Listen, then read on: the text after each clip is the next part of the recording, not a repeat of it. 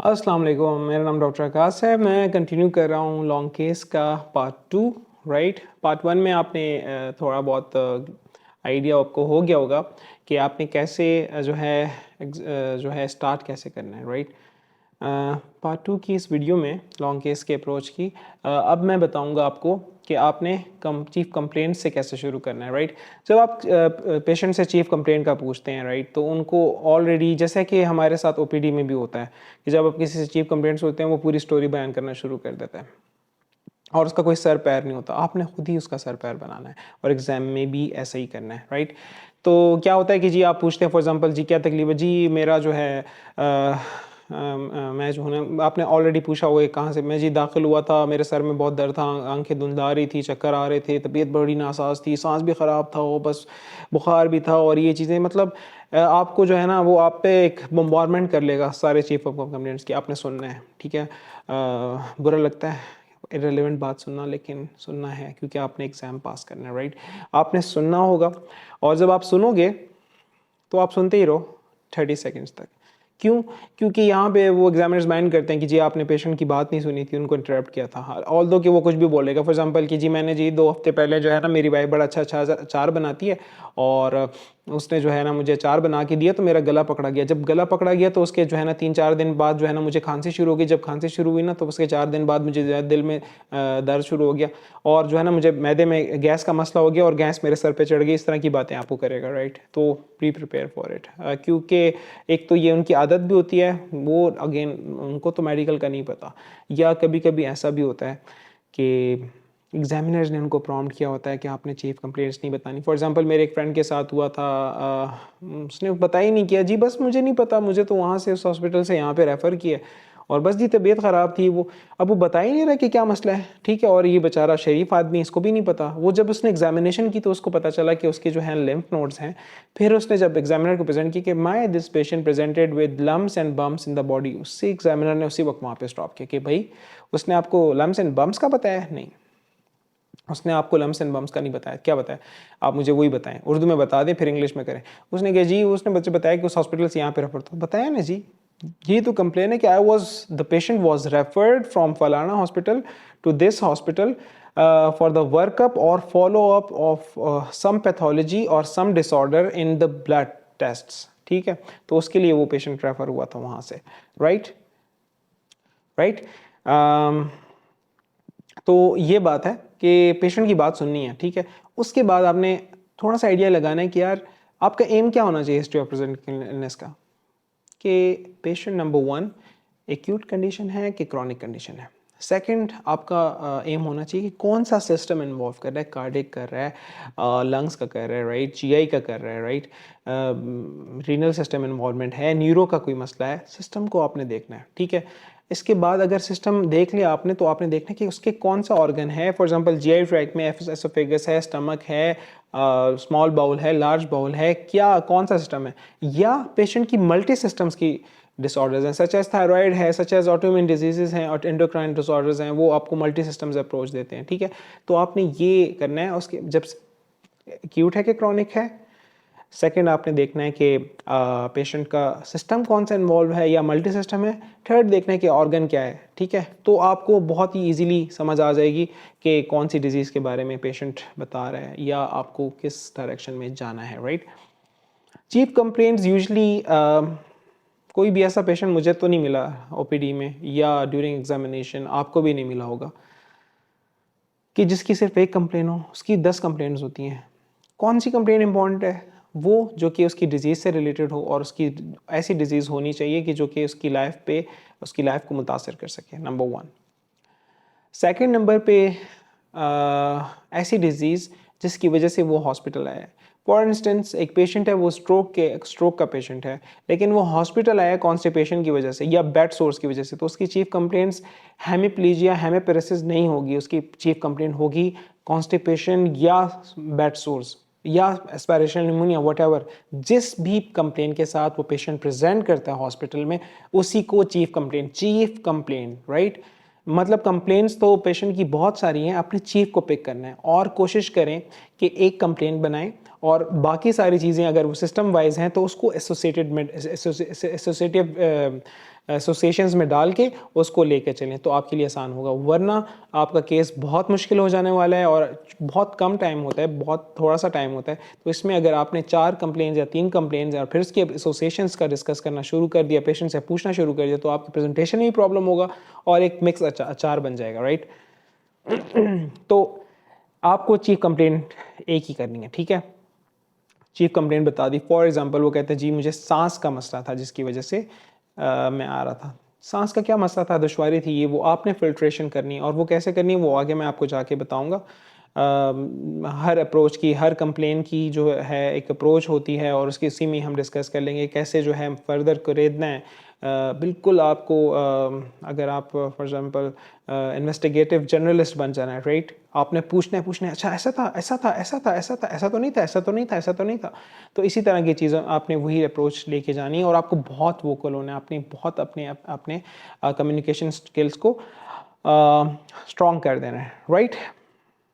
Chief complaints का पूछने के बाद यूजुअली लोग हिस्ट्री ऑफ प्रेजेंटिंग इलनेस के बारे में शुरू हो जाते हैं, onset duration, progression, relieving aggravating factors, blah blah blah. मैं यहाँ पर थोड़ा सा उनसे अग्री नहीं करता। मैं यहाँ पर यूजुअली कोमॉर्बिड्स का पूछ लेता हूँ। अच्छा जी फैसल साहब, फॉर एग्जांपल पेशेंट का नाम फैसल है, अच्छा जी फैसल साहब मुझे ये बताएं कि आपको ब्लड प्रेशर, शुगर, दमा, सांस की बीमारी, हेपेटाइटिस, काला यरकान या मिर्गी के झटके या कोई ऐसी बीमारी तो नहीं है जिसके लिए आप दवाइयाँ लेते आ रहे हों, ठीक है। तो ये कोमॉर्बिड्स का पूछना बहुत ज़रूरी है। 60 to 80% ऑफ द टाइम्स ही कोमॉर्बिड्स में कुछ कोमॉर्बिड्स आपको मिल जाएंगी। लेट्स सपोज वो डायबिटिक है तो आपने वहीं पे थोड़ा सा पूछना है, ऐसा शुगर है, शुगर कंट्रोल रहता है, दवाइयाँ लेते हैं, इंसुलिन लेते हैं, अच्छा कब से है, ठीक है ठीक है ठीक है, तो ये बता देना है। क्यों यहाँ पे पूछना क्यों ज़रूरी है, क्योंकि यही आपकी प्रेजेंटेशन का बेस होगा और बहुत अच्छी खूबसूरत प्रेजेंटेशन जब आप बाद में जाके एग्जामिनर को सुनाते हैं तो उसमें जब आप जिस तरह MRCP के सिनेरियोज होते हैं कि diabetic and hypertensive female patient presented to ER with the chief complaints of shortness of breath even on mild exertion, right। तो आपको पता लग रहा है कि जी डायबिटीज़ और इनकी वजह से कार्डियक फेलियर हो सकता है और चीज़ें हो सकती है, डीके हो सकता है, राइट। तो इसलिए कोमॉर्बिड्स का पूछना चीफ कंप्लेंट्स के बाद बहुत ज़रूरी है। तो आपने यहाँ पे ये पूछ लेना है, चीफ कंप्लेंट्स हो गई, कोमॉर्बिड पूछ लिया है। अब भी आए आप history of presenting illness, okay. तो हिस्ट्री ऑफ प्रेजेंटिंग इलनेस के नेमोनिक्स हैं डिफरेंट, ऑडीपेरा, डोपाफेरेड, बहुत सारे हैं, ठीक है। My personal favourite is ODIPARA. ODIPARA ODIPARA and V, ठीक है। ऑडीपेरा V में क्या क्या होगा, O से ऑनसेट, D से ड्यूरेशन, I से इंटेंसिटी, P से प्रोग्रेशन, A से एग्रीवेशन, फिर उसके बाद R से रिलीविंग और फिर A से एसोसिएटिव सिम्टम्स और आखिर में V से वेरिएशन। ऑनसेट का पूछना क्यों ज़रूरी है भाई, और ऑनसेट किस किस्म का होता है, ग्रेजुअल ऑनसेट हो सकता है, सडन हो सकता है, प्रोग्रेसिव भी हो इंटरमिटेंट भी हो सकता है, ठीक है। मतलब पूछेंगे एकदम से हो गया था, आहिस्ता आहिस्ता हो गया था, कैसे हुआ था, बैठे बिठाए हो गया था, ये तकलीफ कैसे आ गई थी तकलीफ, ठीक है। इसके अलावा ड्यूरेशन जिसमें आप क्रॉनिसिटी का भी पता करते हो कि either this is acute disease और अ क्रॉनिक डिजीज, ठीक है। और इसमें ये भी हो सकता है कि पेशेंट की एपिसोडिक डिजीज भी हो तो वो भी ड्यूरेशन में पूछ सकते हैं। इंटेंसिटी बहुत ही सीवियर थी, पहले थी और अभी ठीक हो गई है, या पहले सीवियरिटी कम थी और अभी बहुत ज़्यादा सीवियर हो गई है, या ऊपर नीचे जाती रहती है, तो आपने यहाँ पे इंटेंसिटी में यहाँ से ये पूछना है। और प्रोग्रेशन के ग्राफ इस तरह जा रहा है, ठीक है, इस तरह जा रहा है, ठीक है, किसी भी कंप्लेन का ग्राफ, या जो है ना इस तरह जा रहा है, या एपिसोडिक है, राइट। इसके बाद एग्रीवेटिंग फैक्टर्स, हर बीमारी, हर कंडीशन, हर साइन, हर सिम्टम्स के एग्रीवेटिंग पॉइंट्स होते हैं, डिजीज स्पेसिफिक भी होते हैं। कोशिश करें कि ओपन एंडेडली पूछ लें कि जी ये कैसे जो है ना तकलीफ ज़्यादा होती है, आपको क्या लगता है, ठीक है। या फिर आप बता दें कि जी फॉर एग्जांपल एस्थमेटिक पेशेंट है तो उसको जो है जो एपिसोड्स हैं वो जो है सीजनल वेरिएशन की वजह से ज़्यादा आते हैं, ठीक है, तो आपने वो पूछ लेना, वहाँ पर बता देना। या ऐसा होता है कि फॉर एग्ज़ाम्पल एक पेशेंट है डायबिटिक है और उसके जो है एग्रीवेशन सिम्टम्स में उस वक्त आती है डीके वगैरह की कि जब उसने कंप्लाइंस पुअर की हो या इन्फेक्शन हुई हो, तो उससे आप पूछ लेंगे, ओपन एंडेड भी पूछेंगे और आपके जहन में भी उसी कंप्लेंट्स के हवाले से कुछ क्वेश्चंस होंगे जो कि हम आगे जाके बताएं पढ़ेंगे, डिस्कस करेंगे। इसी तरह से आर से रिलीविंग फैक्टर्स का भी आपने पूछ लेना कि जी आपकी तकलीफ़ कैसे सही होती है। और उसके बाद जो है आखिर में आपने एसोसिएटिव सिम्टम्स का पूछना है कि इसके साथ आपको कोई तकलीफ़ है जो आपको लगता है कि इस बीमारी से जुड़ी हो या इसके आसपास शुरू हुई हो, ठीक है। तो ये तो पूछ लिया आपने। अब स्टाइल कैसे है पूछने का, तो मेरा स्टाइल है बेसिकली स्टोरी की फॉर्म में। अच्छा मुझे फैसल साहब ये बताएं कि आप कितने अरसे पहले बिल्कुल ठीक ठाक थे, कोई बीमारी, कोई मसला, कोई तकलीफ़ कुछ भी नहीं थे। तो बोलेगा जी मुझे नहीं पता। फिर भी अंदाज़न जी वो बोलेगा मैं 1 साल पहले बिल्कुल ठीक ठाक था। बिल्कुल ठीक ठाक थे, सही है। अब आपने जो पेशेंट बोल रहा है वो आपने एक दफ़ा दोबारा लाउड आवाज़ में बोलना है। उसकी वजह ये है कि एग्जामिनर्स आपको अगर ना भी सुन रहे हो तो उनको आवाज़ पहुँचे कि पेशेंट ने कहा था ये, मैं अपनी तरफ से हिस्ट्री को मेकअप नहीं करा। और इसीलिए बार बार जो है ना आपने अफर्म करना है, अच्छा 1 साल पहले आप बिल्कुल ठीक ठाक थे, ओह ठीक ठीक ठीक, इस तरह से, राइट। एक तो ये बात है। दूसरा फिर वो बोलेगा अच्छा मुझे बताएं फैसल साहब कि फिर क्या हुआ, सबसे पहले क्या हुआ? जी मुझे ऐसा था कि सांस चढ़ने की तकलीफ़ हो गई थी जब मैं जो है ना अपने दोस्तों के साथ जो है फुटबॉल खेलता रहता था, ठीक है। तो उस वक्त जो है ना मुझे सांस की तकलीफ़ शुरू हो गई। अच्छा ठीक है ठीक है, फिर क्या हुआ? फिर ऐसा हुआ ना कि फिर मैंने जो है ना फुटबॉल खेलना छोड़ दिया, लेकिन मैंने कहा चलो ठीक हो गया, उम्र का तकाजा है ये वो। और अभी तो ऐसा हो रहा है ना कि पिछले 3-4 महीनों से ऐसा हो रहा है कि मुझे जो है ना मामूली काम करने में भी सांस लेने में दुश्वारी होती है। अच्छा कैसे दुश्वारी होती है सांस लेने में? जी वो सांस में बंदिश होती है, सीटियों की आवाज़ आती है, खांसी आती है, क्या होता है? तो वो आपको फिर इस तरह बताएगा। तो ये आपको उससे कुरेदना है, ठीक है। तो आपने जो है उससे पूछना है कितने अरसे पहले, बहुत प्यारा क्वेश्चन है, कितने अरसे पहले आप बिल्कुल ठीक ठाक थे, ठीक है। फिर उसके बाद सबसे पहले क्या हुआ, फिर उसके बाद क्या हुआ, फिर उसके बाद क्या हुआ, फिर उसके बाद क्या हुआ। अच्छा इसके साथ आपने यही किया, यही किया, ठीक है। एग्रीवेशन और रिलीविंग फैक्टर सारी चीज़ें इसमें आ जाने वाली हैं। तो ये बहुत सिंपल अप्रोच है हिस्ट्री ऑफ प्रेजेंटिंग इलनेस में। पहले जो हमने जो डिस्कस किया है वो ऑडी पैरा वी है। सेकंड चीज़ ये है कि अभी ये टाइम आता है थोड़ा सा ब्रेक का। 10 मिनट्स हो गए होंगे ऑब्वियसली, या 12 मिनट्स हो गए होंगे, लेकिन 12 मिनट से ज़्यादा नहीं करना खुदा को माने। और अपने अपने इतने अच्छे रिफ्लेक्सेस बनाएं कि 12 मिनट में आप या 10 मिनट में आपकी जो है ना ऑडी पैरा वी हो जाना चाहिए। अगर नहीं हुआ तो आप समझ जाएं कि यार आप you are in hot waters, ठीक है, आपके लिए मसला होने वाला है। और अगर हिस्ट्री कंप्लीट भी नहीं है तो फिर भी आपने ये काम करना है। क्या काम करना है? आपने खड़ा हो जाना है और पेशेंट को कहना है कि जी फैसल साहब अभी जो है ना मैं आपका मुआयना भी करूंगा और आपका जो है ना आपसे मैं कुछ सवालात भी करूंगा साथ साथ। अब कुछ लोग कहते हैं कि यार ऐसा गलत है, नहीं।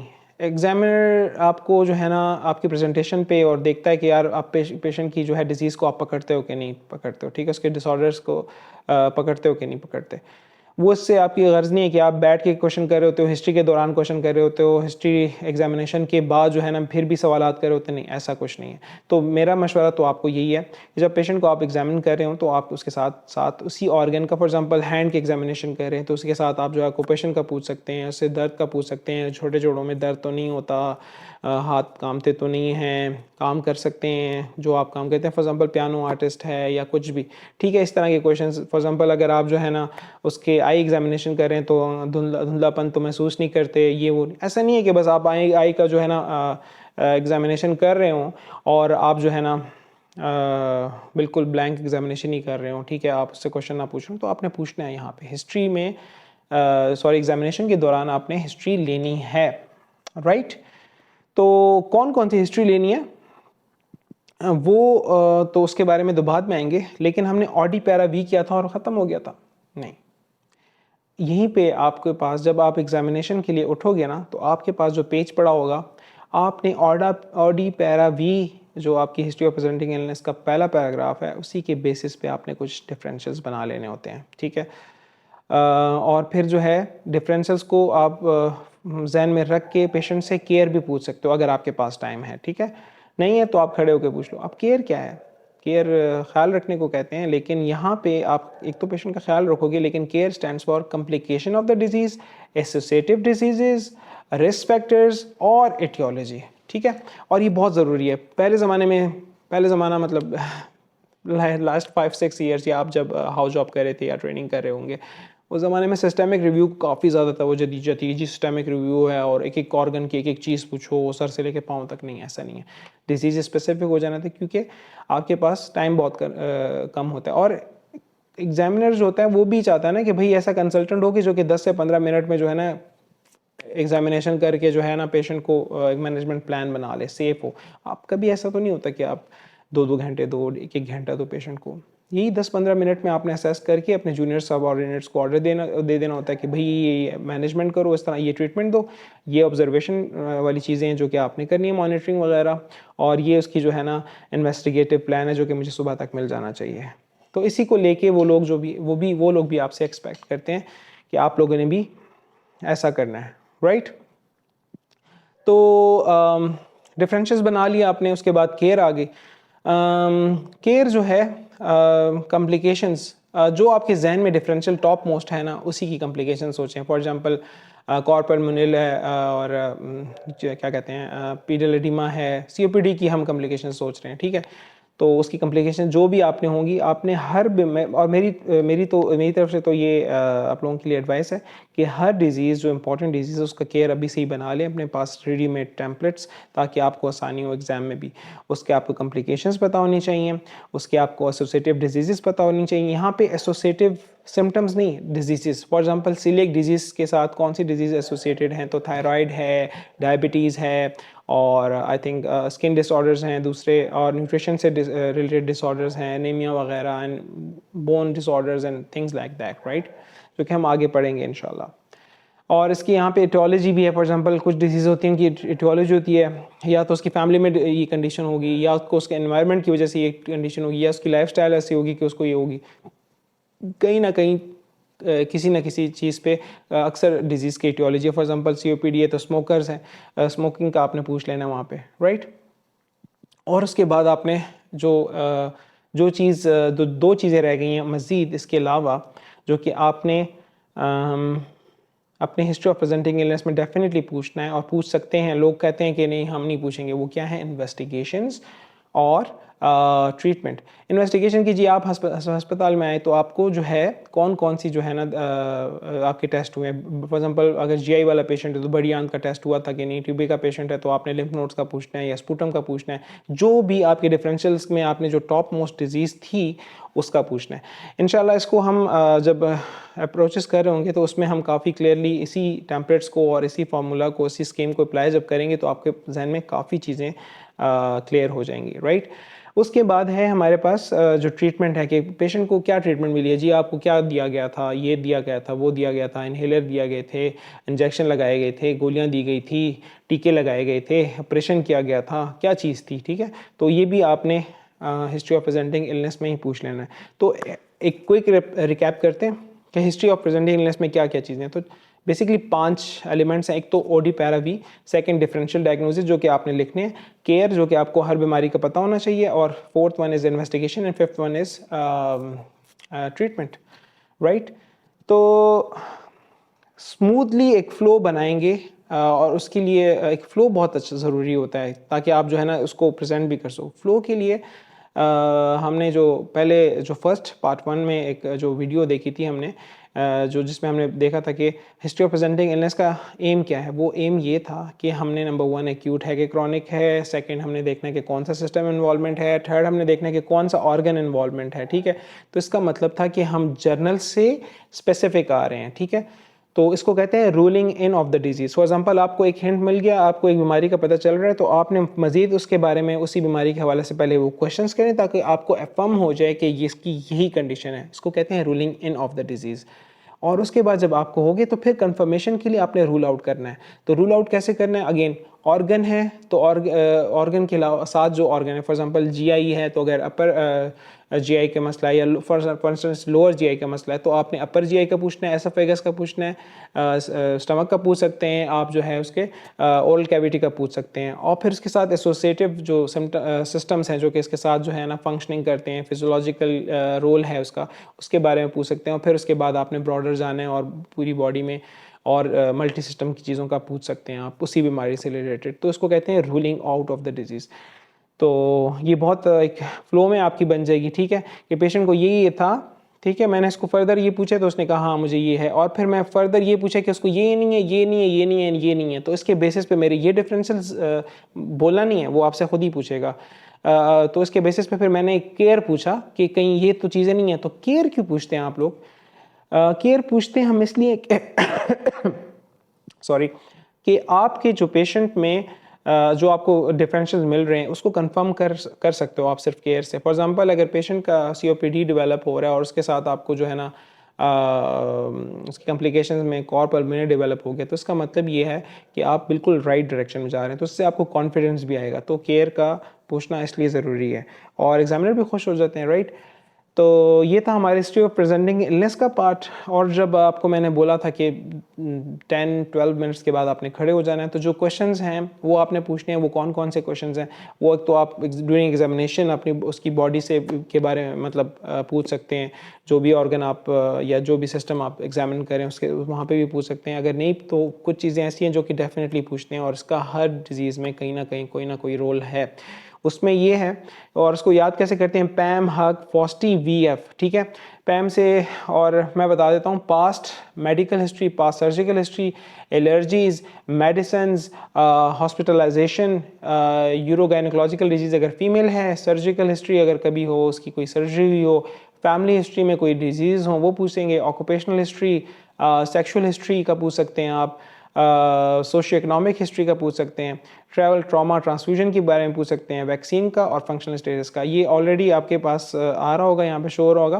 तो बेसिकली आपने इसका जो है नेमोनिक बना के आपने जो है ना रटा लगाना है। और जैसे ही मैंने आपको कहा था जब आपने बैठना है तो फर्स्ट काम यही करना है कि आपने ये जो साइड पर चीज़ें दी हुई हैं इसके नेमोनिक्स बना के आपने वहाँ पे बैठ जाना है। और मैं यहाँ पे ये रिपीट करना चाहूँ कि यहाँ पे ओनली पॉजिटिव चीज़ें ऐसी, फॉर एग्जांपल आप चीफ का नाम वगैरह लिख लें, ठीक है। इंट्रोडक्शन वाला पोर्शन आपने डेफिनेटली लिखना है।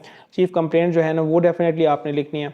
आपने डिफरेंशियल डायग्नोसिस लिखने हैं, डेफिनेटली एग्जामिनर्स भी देखते हैं, ठीक है। अगर आप कहीं फंसते हो तो एग्जामिनर कहता है जी आपने ये तो लिखा हुआ है तो बताएं ये क्यों आपने नहीं बोला, ठीक है, या ये आपने क्यों बोला है और वो क्यों बोला है, या उसको फर्स्ट पे क्यों लिखा हुआ है थर्ड पे क्यों है। तो ये आप जब एग्जामिनर्स आपको फंसाते हैं, कोई ऐसा अजीब व गरीब किस्म का क्वेश्चन करते हैं कि जो कि आपके वहमो गुमान में भी नहीं होता, तो आपके लिए उस वक्त ये पेपर जो है बहुत ही तावीज़ का काम करता है, राइट।